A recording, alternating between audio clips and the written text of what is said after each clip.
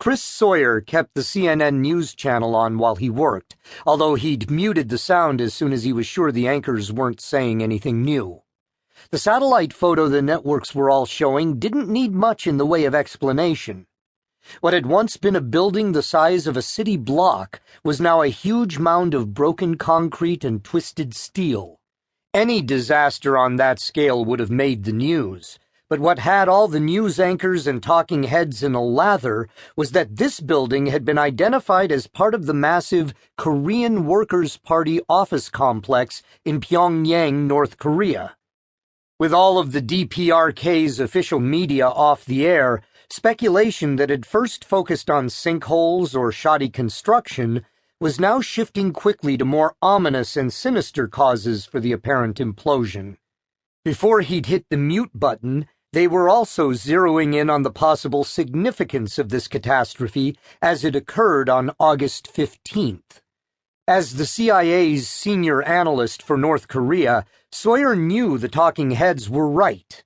That pile of rubble had been the party banquet hall, used for formal dinners and celebrations by the North's ruling political and military elite.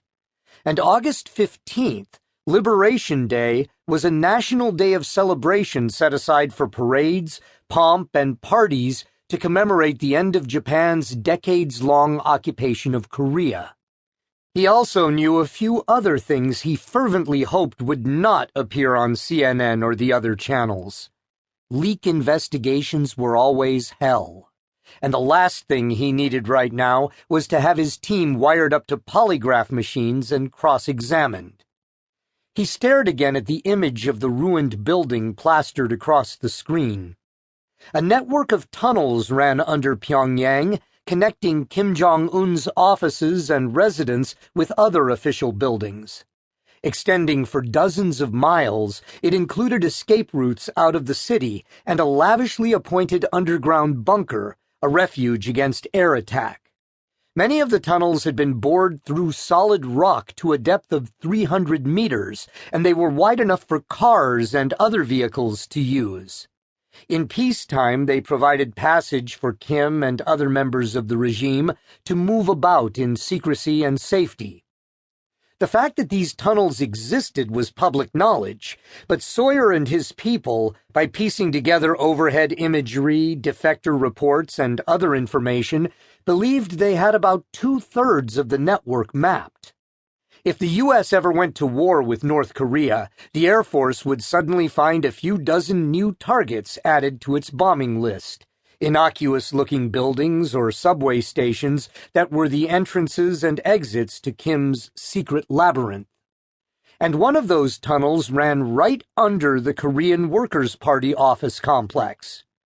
From defector reports, Sawyer and his team knew that the banquet hall itself ran deep underground, with multiple basements filled with kitchens, storage areas, and air raid shelters. Analysts also believed that a set of internal high-speed elevators connected the building with the deeper tunnel system. It was an obvious destination for Kim's private transportation system.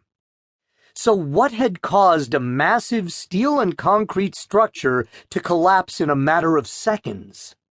Sawyer was convinced that it had to be a bomb, a very big one. He'd had weapon effects experts from the agency examine all the available images, both the commercial ones shown by the networks and the more detailed photos taken by U.S. spy satellites. Their reports showed that the lowest point in the rubble matched the estimated location of those elevators. They also argued that only an explosion that completely destroyed some of the hidden underground basements could account for so much damage to the banquet hall itself.